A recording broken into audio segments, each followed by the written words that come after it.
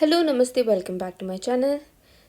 കുറച്ച് ദിവസം ഇങ്ങനെ പൊതിച്ചോറ് കഴിക്കണം എന്ന് ഭയങ്കര അങ്ങനെ ആഗ്രഹം. എന്തോ റീൽസോ എന്തോ കണ്ടപ്പോൾ അപ്പോൾ തൊട്ട് തുടങ്ങിയ ആഗ്രഹം. അപ്പോൾ ഇവിടെ അങ്ങനെ വാങ്ങിച്ച പൊതിച്ചോറിനൊന്നും അങ്ങനെ ടേസ്റ്റും ഉണ്ടാവില്ല, നമുക്ക് ആ സാറ്റിസ്ഫാക്ഷനും ഉണ്ടാവില്ല. അപ്പോൾ ശരി എന്നാൽ ഉള്ള സാധനങ്ങൾ വെച്ചിട്ട് പൊതിച്ചോറ് വേഗം ഉണ്ടാക്കാമെന്ന് വിചാരിച്ചു. എനിക്കങ്ങനെ സാമ്പാറൊന്നും അങ്ങനെ ഉണ്ടാക്കാൻ അറിയില്ല. വേഗം കറിയായിട്ട് ചിക്കൻ കറി തന്നെ ഉണ്ടാക്കാമെന്ന് വിചാരിച്ചു. അപ്പോൾ ചിക്കൻ കറിയിൽ ഞാൻ ആദ്യം ബോൺലെസ് പീസസും ബോൺ ഉള്ള പീസസിനെയും സെപ്പറേറ്റ് ചെയ്തു. കാരണം ബോൺലെസ് പീസസിനെ പിന്നീട് ഫ്രൈഡ് റൈസിനോ അങ്ങനെ എന്തെങ്കിലും യൂസ് ചെയ്യാമെന്ന് വെച്ചിട്ട് ഞാൻ അങ്ങനെ സെപ്പറേറ്റ് ചെയ്തു. അപ്പോൾ ബോണുള്ള പീസസ് വെച്ചിട്ട് ചിക്കൻ കറിയും ബോണില്ലാത്ത പീസസ് വെച്ചിട്ട് ഫ്രൈഡ് റൈസും പ്ലാൻ ചെയ്തു. ഈ ചിക്കനിലേക്ക് ഞാൻ കുറച്ച് മുളക് പൊടി ആഡ് ചെയ്തു. ഈ മുളക് പൊടി നമ്മൾ നാട്ടിൽ നിന്ന് പൊടിച്ച് തന്നതമ്മ.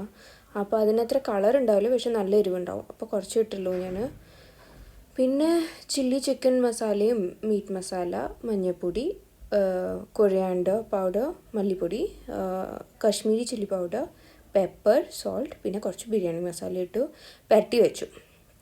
അപ്പോൾ ഈ പൊതിച്ചോറിൻ്റെ കാര്യം പറഞ്ഞപ്പോഴാണ് ഓർത്തെ, നമ്മൾ ഈ വാഴയിലാണല്ലോ പൊതിച്ചോറ് വയ്ക്കുക. അപ്പോൾ നാട്ടിലൊക്കെ ഉള്ളപ്പോൾ പറമ്പിൽ പോവുക, എത്രയാണെങ്കിൽ വാഴയില എടുക്കുക, അതിൽ ഉണ്ടാക്കാം, കുഴപ്പമില്ല, അതിൽ കഴിക്കുക, ഒരു പ്രശ്നമില്ല.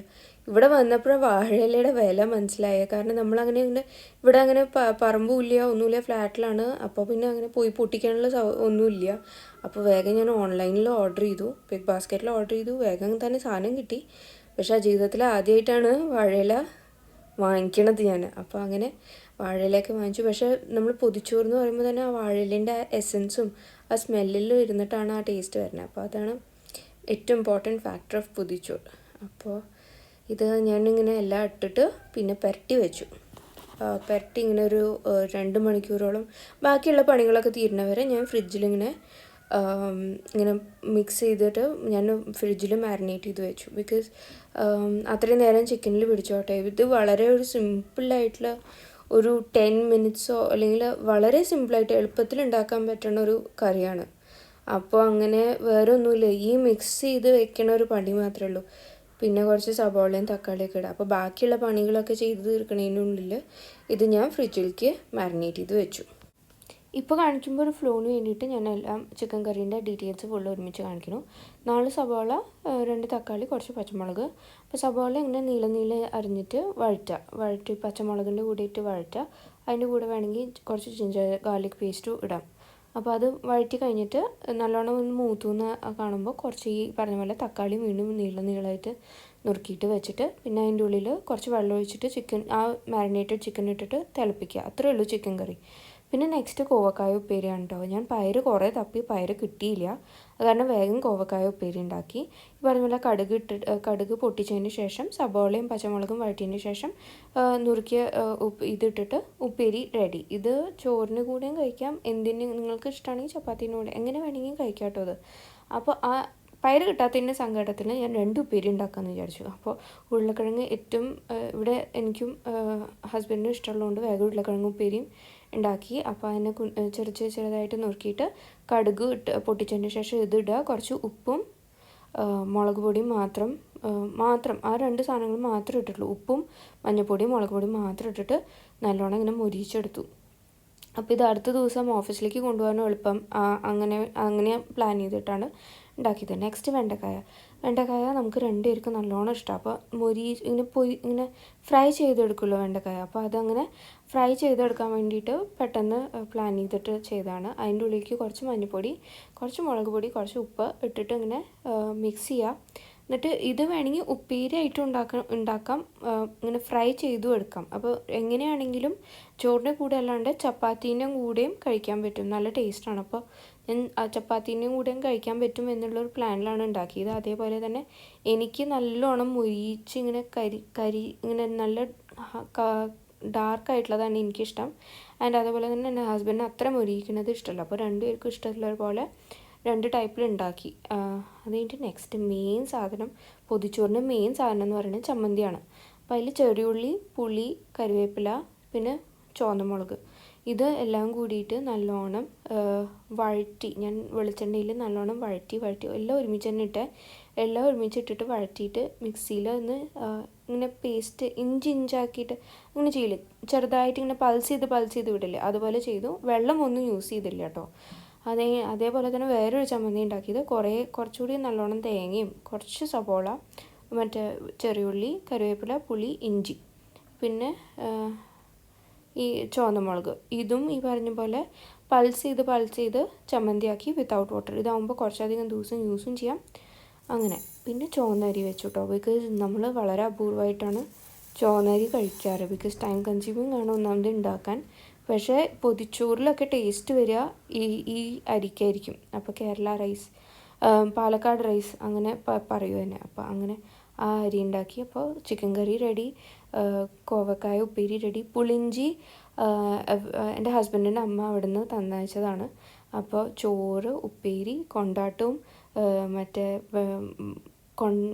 മുളക് കൊണ്ടാട്ടവും കടുമാങ്ങ അച്ചാറും വീണ്ടും സീനാമ്മ, അതായത് ഹസ്ബൻഡിൻ്റെ അമ്മ ഉണ്ടാക്കി വെച്ചതായിരുന്നു. പിന്നെ ഓംലെറ്റ് ഇല്ലാണ്ട് പൊതിച്ചോറ് അങ്ങനെ കേട്ടിട്ടേ ഇല്ല. അപ്പോൾ എല്ലാത്തിൻ്റെയും മെയിൻ സാധനം ഓംലെറ്റാണ് പൊതിച്ചോറിൻ്റെ. അപ്പോൾ അങ്ങനെ എല്ലാം റെഡിയായി.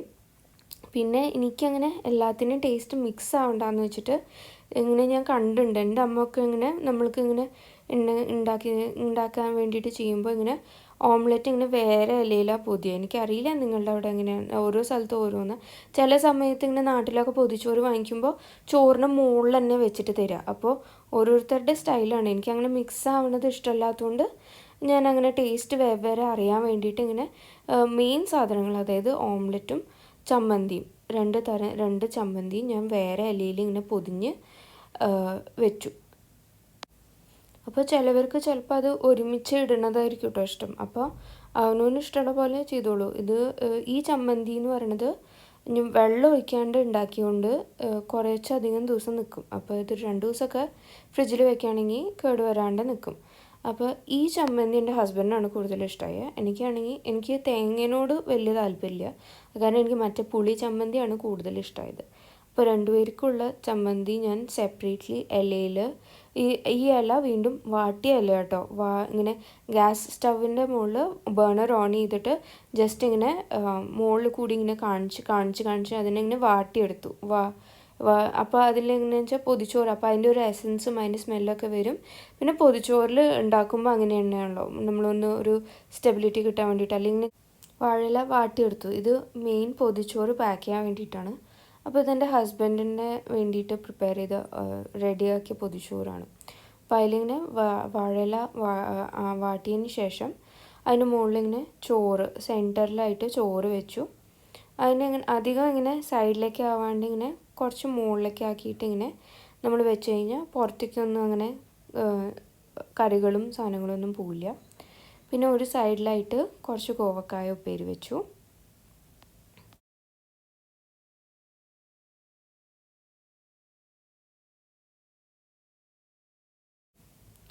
പിന്നെ അതിനായിട്ട് ഉരുളക്കിഴങ്ങ് ഉപ്പേരി.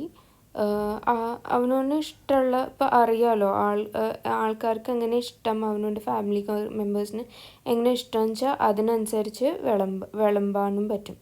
പിന്നെ ഒരു കടുമാങ്ങ അച്ചാറിൻ്റെ ഇത്തിരി ഗ്രേവിയൊക്കെ ആയിട്ട് ഒരു സൈഡിലും, പിന്നെ മറ്റു സൈഡിലും ഇത്തിരി പുളിഞ്ചിയായിട്ട് കുറച്ച് പുളിഞ്ചി ഇങ്ങനെ രണ്ട് സൈഡിലായിട്ട് വെച്ചു.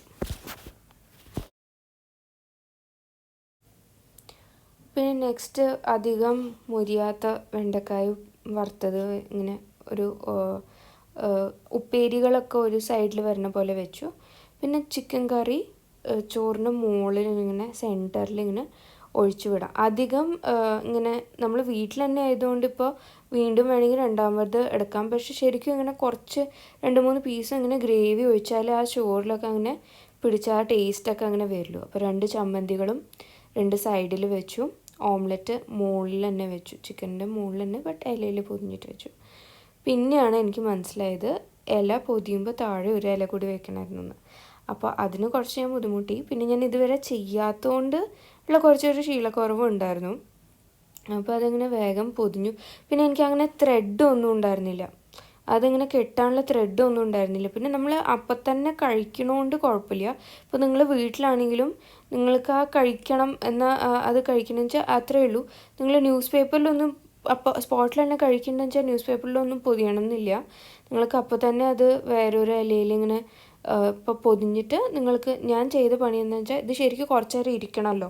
ഇരുന്ന് ആ ചൂടോടെ ഇരുന്ന് ആ ഇലേൻ്റെ എസൻസൊക്കെ ഇങ്ങനെ ഫ്ലേവറൊക്കെ മറ്റുള്ള ഇതിലേക്ക് പോകണമല്ലോ. പക്ഷെ ആ ടൈമിങ് എനിക്ക് കിട്ടിയില്ല. ബിക്കോസ് ഈവനിങ് ആയപ്പോഴത്തേക്കും രാത്രി ഫുഡ് കഴിക്കാറായി. അപ്പോൾ പിന്നെ ഞാൻ ചെയ്ത കാര്യം എന്താണെന്ന് വെച്ചാൽ ഓക്കെ ഇത് രണ്ടാമത്തെ ഇല എൻ്റെ ഇല പൊതിഞ്ഞു. അപ്പോൾ ഇത് വലിയ ഇലയായിപ്പോയി. അപ്പോൾ ഞാൻ ഓർമ്മയില്ലാണ്ട് ഞാൻ എൻ്റെ ഹസ്ബൻഡിനെ വിളമ്പണേന്ന് വെച്ചിട്ട് ചോറ് ജാസ്തി ഇട്ടു. പിന്നെ അത് കഴിഞ്ഞിട്ട് കുറച്ച് കഴിഞ്ഞപ്പോൾ ചോറ് തിരിച്ചെടുക്കണം കാണാം. അപ്പോൾ ഞാൻ അങ്ങനെ ചോറ് ഇത്ര അധികമൊന്നും കഴിക്കാറില്ല. അപ്പോൾ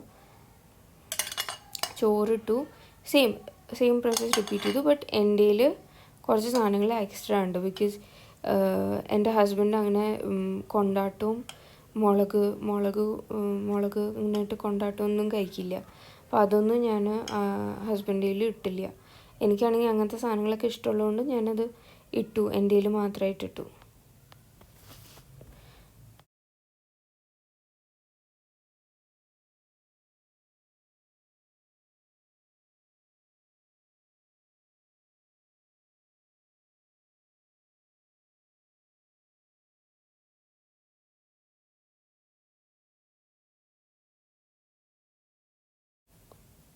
നല്ലോണം മുരിഞ്ഞ് വെണ്ടക്കായ ഉപ്പേരിയും മറ്റ് വെണ്ടക്കായ പൊരിച്ചത് ഇട്ടു.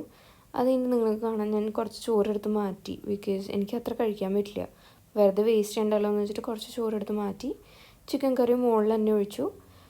പിന്നെ സാധാ പോലെ തന്നെ മറ്റേ പോലെ തന്നെ പാക്ക് ചെയ്തു. പക്ഷേ അതിന് മുമ്പ് കുറച്ച് ഇങ്ങനെ അരിക്കൊണ്ടാട്ടവും ഇത് അമ്മ ഉണ്ടാക്കിയതാട്ടോ. അമ്മ ഉണ്ടാക്കി തന്നയച്ചതാണ്. പ്ലസ് ഈ മുളക് കൊണ്ടാട്ടോ, ഇത് രണ്ടും അമ്മ ഉണ്ടാക്കി തന്ന പുളിഞ്ചിയും പിന്നെ കടുമാങ്ങാച്ചാറും അമ്മ ഉണ്ടാക്കി തന്നെയാണ്. പിന്നെ 2 ചമ്മന്തി പിന്നെ ഓംലെറ്റ്. അപ്പോൾ ഇതിൽ വ്യത്യാസമുള്ളത് ആ കൊണ്ടാട്ടവും തൈര് മുളക് കൊണ്ടാട്ടം എന്നൊക്കെ പറയുമല്ലോ, ആ സാധനം മാത്രമാണ് വ്യത്യാസം. അത് കഴിഞ്ഞിട്ട് പിന്നെ കഴിഞ്ഞ പ്രാവശ്യത്തെ മിസ്റ്റേക്കിനെ പഠിച്ചിട്ട് ഞാൻ താഴെ ഓൾറെഡി ഒരു ഇല വെച്ചു പൊതിയാനുള്ള എളുപ്പത്തിന്. ബട്ട് ജനറിക്കലി സ്പീക്കിംഗ് ശരിക്കും ഇതിന് മുകളിൽ കൂടി ശരിക്കും ന്യൂസ് പേപ്പർ കൂടി പൊതിഞ്ഞ് കുറച്ചധികം നേരം, ഇപ്പോൾ ഉച്ചയ്ക്കൊക്കെ കൊണ്ടുപോകും ആൾക്കാർ അങ്ങനെ. അപ്പോൾ അപ്പോഴത്തേക്കും നല്ലോണം ഇങ്ങനെ ടൈം കിട്ടും അതിൻ്റെ എസൻസൊക്കെ കിട്ടാൻ. പക്ഷെ ആ ടൈം ഇവിടെ ഇല്ലാത്തതുകൊണ്ട് ഞാൻ ഇങ്ങനെ മൈക്രോവേവിൽ ഒരു ബൗളിൽ വെച്ചിട്ട് 1 മിനിറ്റിന് മൈക്രോവേവ് ചെയ്തു. അപ്പോൾ തന്നെ കാണാം. പിന്നെ അതിനെ ഞാൻ പുറത്തിങ്ങനെ പ്ലേറ്റിലേക്ക് തന്നെ എടുത്ത് വെച്ചു. അപ്പോൾ മൈക്രോവേവ് ചെയ്ത കാരണം നിങ്ങൾക്ക് നന്നായിട്ട് കാണാം ആ എസൻസൊക്കെ നല്ലോണം അതിലേക്ക് തന്നെ വന്നു. അപ്പോൾ ശരിക്കും ഇങ്ങനെ കുറച്ച് നേരം ഇരുന്ന് പോലെയായി. പിന്നെ ഇതെൻ്റെ ഇലയാണ്. അപ്പോൾ ഞാൻ ചമ്മന്തിയും കഴിക്കാൻ റെഡി ആവുകയാണ്. അപ്പോൾ അങ്ങനെ ചമ്മന്തിയും ഓംലെറ്റൊക്കെ എടുത്ത് പുറത്ത് വെച്ചു. അപ്പോൾ ഇനിയിപ്പോൾ കഴിക്കാമെന്നുള്ള ഇതിലാണ്. അപ്പോൾ നിങ്ങൾക്കിങ്ങനെ വേണമെങ്കിൽ എന്ത് സാധനവും എത്ര വീട്ടിൽ എന്ത് കുറച്ച് സാധനങ്ങൾ ഇങ്ങനെ നാടൻ ഐറ്റംസ് അല്ലെങ്കിലും നിങ്ങൾക്ക് ആ ഫ്ലേവർ ഇഷ്ടമാണ്, ഇലയുടെ ഫ്ലേവർ ഇഷ്ടമാണെങ്കിൽ നിങ്ങൾക്കത് ഉണ്ടാക്കാവുന്നതാണ്, ട്രൈ ചെയ്യാവുന്നതാണ്. വളരെ സിമ്പിളാണ്. എനിക്കിപ്പോൾ പോയിട്ടുണ്ട്. അപ്പോൾ എല്ലാം കൂടിയിട്ട് എനിക്കൊരു 2 hours എടുത്തിട്ടുണ്ട് ഇത് ഫുൾ പ്രിപ്പയർ ചെയ്യാൻ വേണ്ടിയിട്ട്. അപ്പോൾ പക്ഷേ ആ ഭയങ്കര എന്താ പറയുക ഒരു സാറ്റിസ്ഫാക്ഷൻ ആയിരുന്നു. പിന്നെ ഇങ്ങനെ കുറേ കാലത്തിന് ശേഷം ഇങ്ങനെ വാഴയിലൊക്കെ കഴിച്ചതിൻ്റെ ഒരു സന്തോഷം ഉണ്ടായിരുന്നു. Like, share and subscribe and do comment down നിങ്ങളുടെ ഒപ്പീനിയൻ. നെക്സ്റ്റ് വീഡിയോ എന്തായാലും വേഗം വരും. അപ്പോൾ അൺടിൽ നെക്സ്റ്റ് ടൈം, ബൈ.